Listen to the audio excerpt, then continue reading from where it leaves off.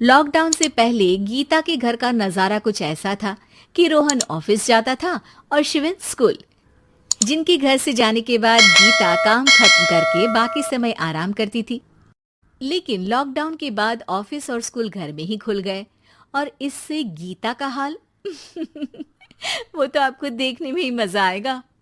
शिविन, ओ शिविन, महाराज उठने के लिए क्या 21 तोपों की सलामी लेंगे? अरे बिस्तर से बाहर निकल, ऑनलाइन क्लास स्टार्ट होने वाली है। अरे तुम भी हद करती हो, स्पीकर की तरह चिल्लाने की क्या जरूरत है?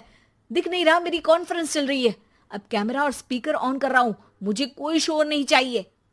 इस पर जैसे ही रोहन लैपटॉप का कैमरा और स्पीकर ऑन करता है तभी कुकर की सीटी बजती है। करा लो अब इसे चुप। लॉकडाउन नहीं हुआ, मेरी मौत का फरमान जारी हो गया। दोनों बाप बेटे ने नाक में दम किया हुआ है। ऐसा बोलकर गीता वहां से शिविन के कमरे में पहुंच जाती है, जहां शिविन अभी भी सो रहा होता है।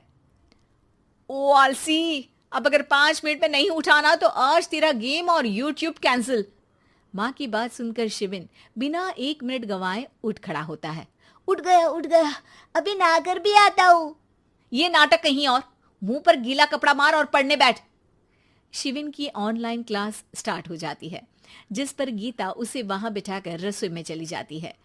थोड़ी देर में उसे कमरे से कुछ आवाज सुनाई देती है, जिसे सुनकर वो कमरे में वापस आती है।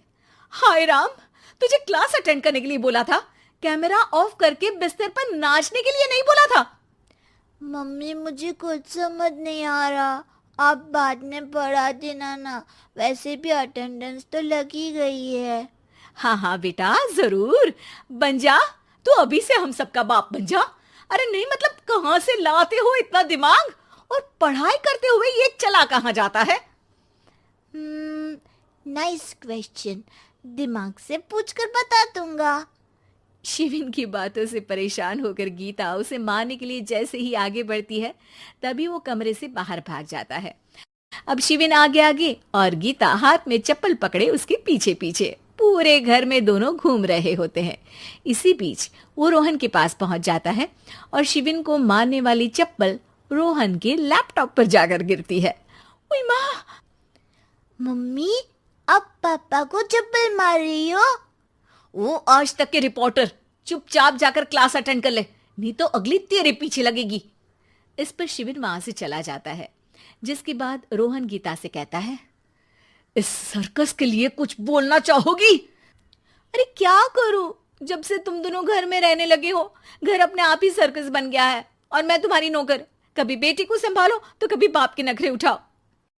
इन्हीं सब उथल पुथल में दिन बीतते रहते हैं, जिसमें हर रोज घर के अंदर कुछ नया सियप्पा खड़ा मिलता है, जो ज्यादातर शिविन और रोहन के ऑनलाइन स्कूल और ऑफिस से रिलेटेड ही होता है। एक सुबह, शिविन चल उठ, आज की क्लास जल्दी है। कैमरा ऑफ करके आप अटेंड कर लो।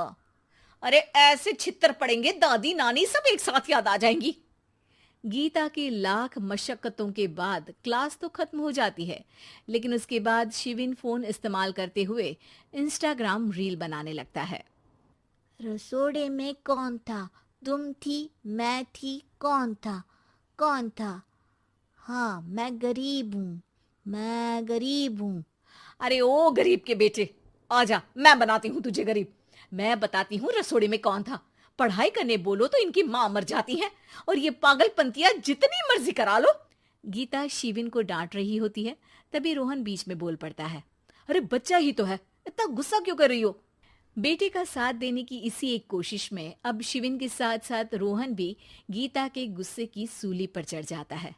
अगर बेटे पर इतना ही प्यार आ रहा है तो इसे क्लास अटेंड क्यों नहीं कराते, इसका होमवर्क क्यों नहीं कराते? उस समय तो बहुत जल्दी मीटिंग आ जाती है, वो काम मैं करूं और यहाँ इस बेफिजुली की चीज में तरफदारी करके बन जाओ महान। हे भगवान, कोई तो इनके ऑफिस और स्कूल खुलवाओ, मैं इन्हें और घर में नहीं सह सकती।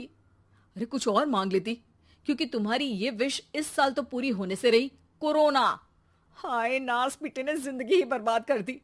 खाए कोई पचाए कोई, कल मुझे चुन चुन कर सबको मेरी बद्दुआ लगेगी। उन्होंने दुनिया का और इन बाप बेटे दोनों ने मेरा जीना मुश्किल कर दिया। गीता वहां से चली जाती है, जिसके बाद रोहन शिविन से कहता है, अरे तुम्हारी मम्मी इतनी भड़की हुई क्यों है? आपकी वजह से पूरा समय घर में रहते हो और उस पर कोई काम कराने की जगह बस ऑर्डर देते रहते हो।